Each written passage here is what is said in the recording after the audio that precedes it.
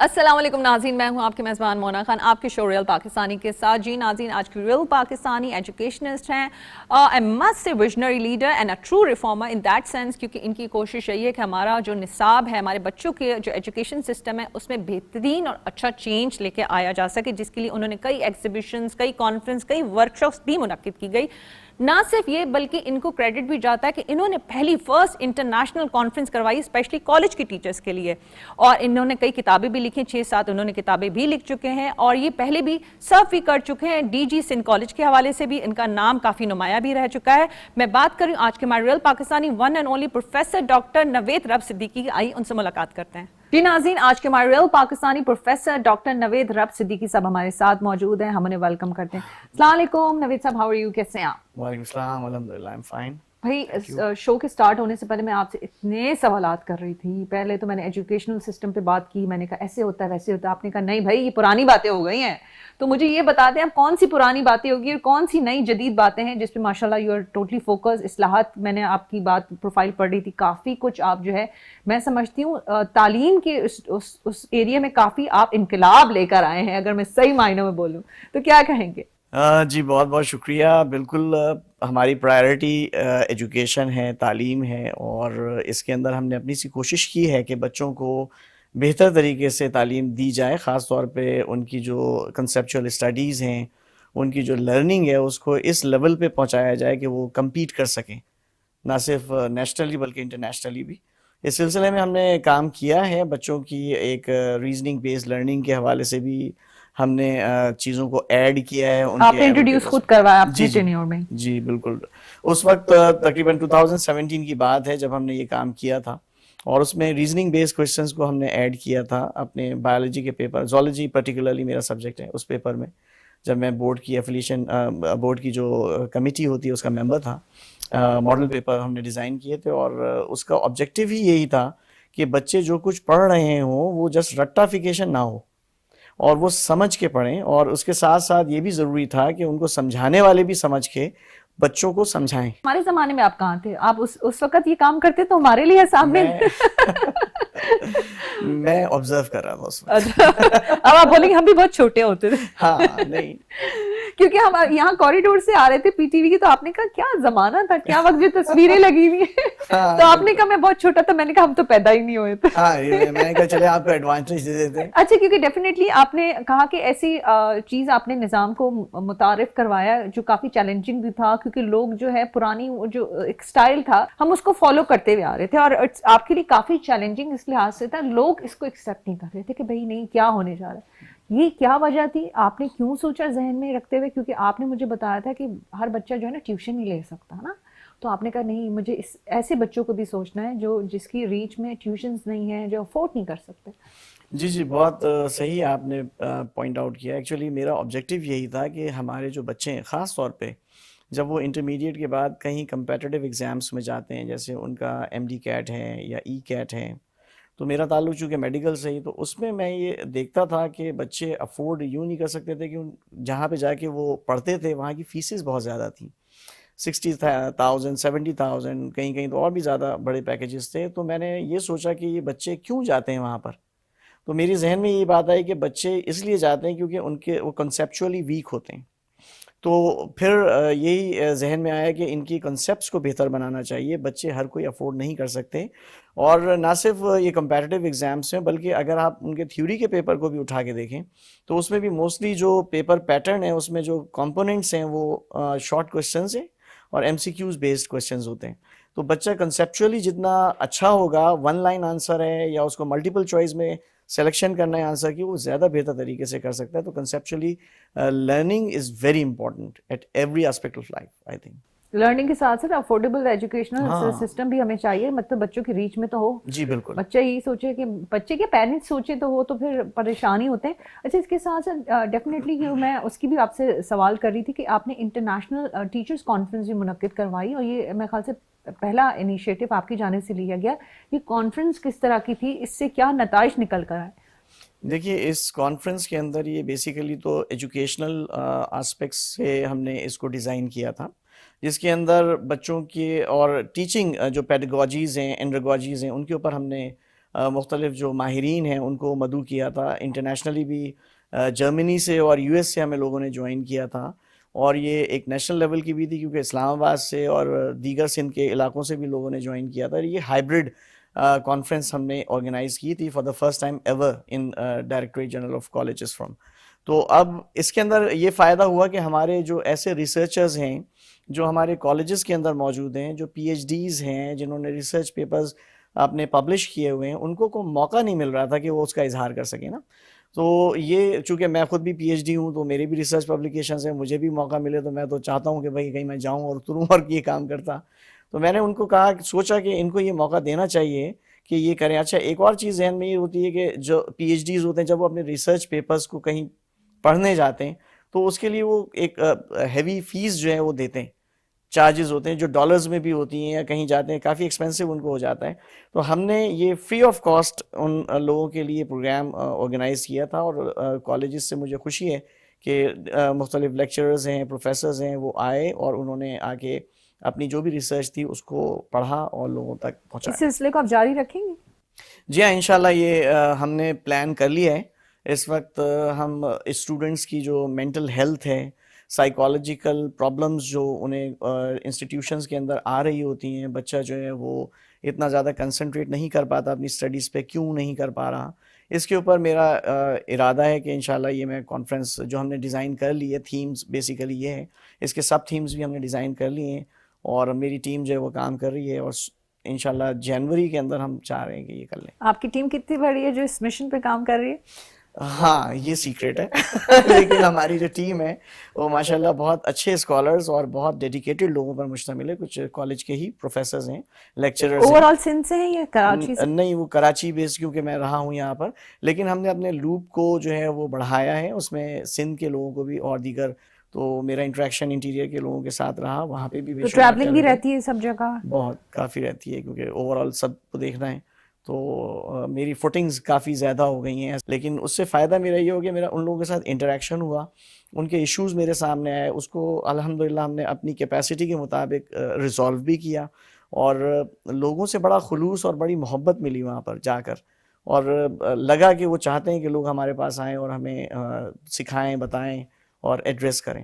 اچھا وہی نائس, کیونکہ میں نے آپ سے یہ سوال کیا تھا کہ جس طرح سے آپ کی کوشش ہے کہ بچوں کے جو ہے ڈیفینیٹلی اصلاحات کی تم بات ہی کر رہے ہیں, بچوں کے ایڈمیشنز کو آسان بنا دیا جائے, ایڈمیشن بھی ہو گئے, بچے کالج بھی آ رہے ہیں, لیکن سب سے امپورٹنٹ چیز ہم اس وقت اس زمانے میں اس لیے بات کرتی ہوں, میں ہمیشہ کہتی ہوں خود بھی مدر ہوں, تو جو ماحول ہے آج کل کا, ڈیفینیٹلی آج کل کے بچے جو ہے نا وہ ذرا تیز ہوتے ہیں بہت زیادہ, کالج کے اسپیشلی بھی, پھر اسکول سے وہ جاتے ہیں, تو اب جو ہے بہت ساری ایشوز آ چکے ہیں ماحول کو, ایجوکیشن کے ساتھ ساتھ دیگر ایشوز بھی ہیں جو ہمیں بڑے واچ کرنے کی ضرورت ہے اپنے بچوں کو, اپنے لڑکوں لڑکیوں کو.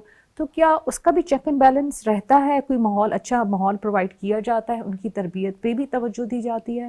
اچھا, اس ایشو کو ایڈریس کرنے کے لیے ہم نے کالجز کے اندر پرنسپلز کو ڈائریکٹ کیا ہے کہ وہ پیرنٹس ٹیچر میٹنگز کنڈکٹ کریں اور کمیٹیز اسٹیبلش کریں, بنائیں, اور یہ ان کے جاب ڈسکرپشن کا حصہ ہے جس میں وہ بچوں کے ساتھ کمیونیکیٹ کرتے ہیں اور ان کے اوپر واچ ڈیفینیٹلی رکھتے ہیں, اور ہر طرح کی کوئی بھی نیگیٹو اگر ایکٹیویٹی ہو رہی ہوتی ہے ان کے سراؤنڈنگ میں تو اس کو چیک رکھتے ہوئے اور ان کو اویئرنیس دیتے ہیں. ایکچولی یہاں پہ کاؤنسلنگ کی بڑی ضرورت ہوتی ہے.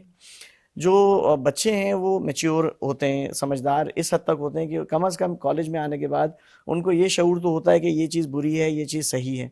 تو اب اس چیز کی اویئرنیس دینے کے لیے ہم پیرنٹس کے ساتھ مل کر یہ پروگرامز آرگنائز کرتے ہیں, اور آج کل جو ہماری پی ٹی ایمز ہیں وہ ہو رہی ہیں, جیسے کہ آپ کے اسکولز میں ہوتی ہیں نا, اس طرح کی چیزیں ہو رہی ہوتی ہیں. اچھا, اس کے ساتھ ساتھ جو ایک بڑا ایشو اس وقت ہمیں چیلنج ہے وہ فیس کرنا ہے, وہ ہوتا ہے یہ ڈرگز اور یہ اس طرح کے آئس یا اس طرح کی جو چیزیں ہم بڑا سنتے ہیں آئس اس حوالے سے. جی جی جی بالکل.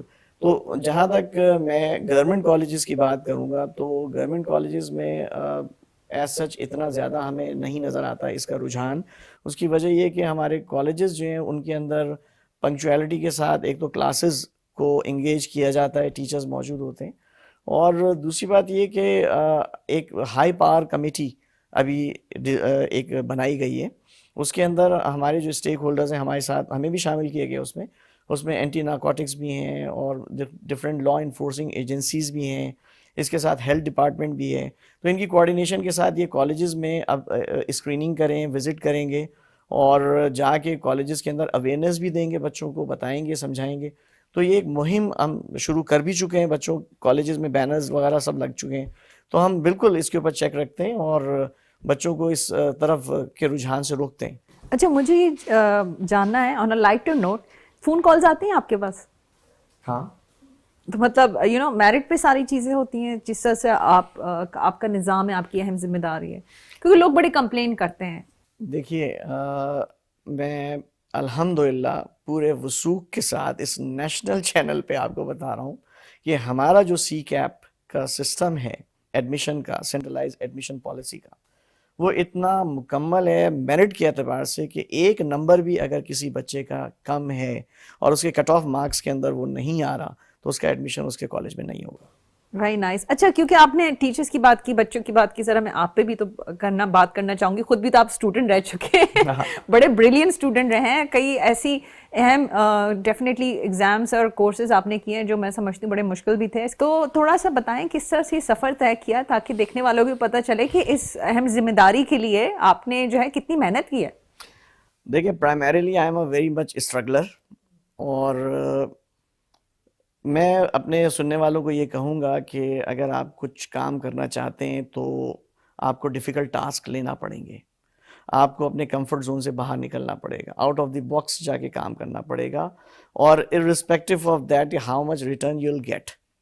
تو میں نے جب اپنی ایجوکیشن کی اس وقت ماسٹرز میں نے کیا, فرسٹ پرائمری میری جو پروفیشنل کہہ لیں آپ جس کی بیسس پہ میں آیا ہوں وہ ماسٹرز ایم ایس سی تھا زولوجی میں.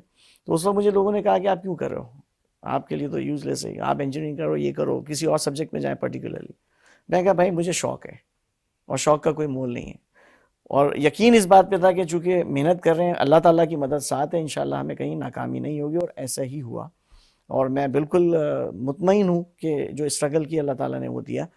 ماسٹرز کرنے کے بعد پھر مزید شوق ہوا ایڈمنسٹریشن کے حوالے سے کہ یہ ایڈمنسٹریشن ہوتی کیا چیز ہے. تو میں نے just for the sake of test میں نے لیا ڈی پی اے کراچی یونیورسٹی میں post graduate diploma in public administration. ساتھ ہی ساتھ میرا ایم فل ان زولوجی وہ بھی کمپلیٹ ہوا. دین اگین شوق اور بڑھا تو پھر میں نے ایم بی اے کیا ایڈمسن یونیورسٹی. دین اس کے بعد چونکہ پرائمری میری فیلڈ تھی زولوجی کی, شوق اس میں بھی رہا تو پی ایچ ڈی فردر کیا ساتھ ساتھ ریسرچ پبلیکیشنز میری انٹرنیشنل بھی رہی اور یہاں لوکل بھی رہی. جی, میری بکس الحمدللہ 7 بکس ہیں میری, جس میں 3 ریفرنس بک میٹرک کی 2 تھیں اور ایک فرسٹ ایئر کی ریفرنس بک میں نے لکھی بایولوجی کی. 2 میرے تھیسس اگر میں انکلوڈ کر لوں کیونکہ وہ کتابیں بھی تو میں نے ہی لکھی ہیں. ساتھ ابھی ریسنٹلی جو بچے پڑھ رہے ہیں فرسٹ ایئر اور سیکنڈ ایئر کی بایولوجی کی بک, اس کا میں کو آتھر بھی ہوں. تو یہ لکھنے کا شوق شروع سے رہا اور پڑھنے کا شوق شروع سے رہا, اور ساتھ ہی ساتھ یہ تھا کہ کمیٹڈ رہے اور اپنی محنت پہ یقین رکھا, اور ساتھ ہی ساتھ اللہ تعالیٰ کی مدد پہ یقین رکھا. اور آج ٹیچرز کیسے ملے آپ کی جب آپ کا جو سلسلہ تعلیمی سلسلہ تھا؟ جی, لکی ہوں کہ استاد جو ہیں ہمیں کافی آگے جا کر بہت اچھے ملے. کافی آگے سے مطلب یہ کہ انٹر میں بھی اچھے کچھ ملے, لیکن خاص طور پہ جب ڈگری لیول پہ ہم نے جوائن کیا تو ان استادوں کی وجہ سے مجھے شوق پیدا ہوا اور انٹرسٹ ڈیولپ ہوا مزید اسٹڈیز کا نا. تو ان میں ہماری میڈم پروفیسر تنویر فاطمہ تھیں, بہت اچھی تھیں, اور ان کی وجہ سے مجھے فزیولوجی پڑھنے کا بڑا شوق ہوا. پھر احسان واحدی صاحب تھے جینیٹکس کراچی یونیورسٹی کے, ان کی وجہ سے جینیٹکس کا شوق بڑا ہوا. اور سب سے زیادہ تو میں کہوں گا سپریم لیڈر ہمارے پروفیسر ڈاکٹر امتیاز احمد صاحب, وہ ماشاءاللہ ابھی یو ایس میں بھی ہیں اور اکیڈمی آف سائنسز کے ممبر بھی رہے ہیں, اور اس وقت نشان امتیاز بھی ان کو مل چکا ہے. اور ماشاءاللہ ان جیسا جو مطلب میری زندگی میں تو کوئی پروفیسر نہیں آیا جنہوں نے مجھے سکھایا, وہ میرے ایکچوئل مینٹر ہیں. اور ایم فل میں نے ان کے ساتھ کیا اور پی ایچ ڈی میرا ان کے ساتھ ہے الحمدللہ, اور مجھے فخر ہے کہ وہ میرے استاد ہیں. تو یہ وقار زبیری صاحب کا نام نہ لوں زیادتی ہوگی, ڈاکٹر سید کمال الدین صاحب کا نام نہ لوں, تو یہ سب وہ لوگ ہیں جنہوں نے مجھے پتہ نہیں کیوں اتنا پیمپر کیا کہ انہوں نے چاہا کہ میں ان کے ساتھ رہوں, اور میں ان کے ساتھ رہا اور ان سے سیکھا. اور میں سمجھتا ہوں کہ ان کی عزت اور ان کی محبت کی وجہ سے یہ علم اتنا حاصل کیا اور اللہ نے یہاں پہنچا. اور وہ آپ کو جب یقیناً دیکھتے ہوں گے اور آپ ماشاءاللہ بچوں کے لیے کام کریں انہوں نے تو بے حد خوشی بھی ہوتی ہوگی کہ صحیح بچے پہ انویسٹ کیا انہوں نے. اچھا, کیونکہ آپ کی میں یہاں پہ ذکر کرنا چاہوں گی ایگزیبیشنز کا, کیونکہ ہم بچوں کی بات تو کرتے ہیں کہ بھائی بچے جو ہے تعلیم حاصل کریں, لیکن ہم دیگر ایکٹیویٹیز کی طرف ان کا دھیان ہی نہیں دیتے, چاہے وہ ایگزیبیشنز ہوں, اسپورٹس ہوں, دیگر, بیکاز آج کل کے بچے نا لائف میں بہت کچھ چاہتے ہیں, اگر ہیپننگ والی کوئی چیزیں ہوں تو وہ پھر ہر چیز کو انجوائے بھی کرتے ہیں.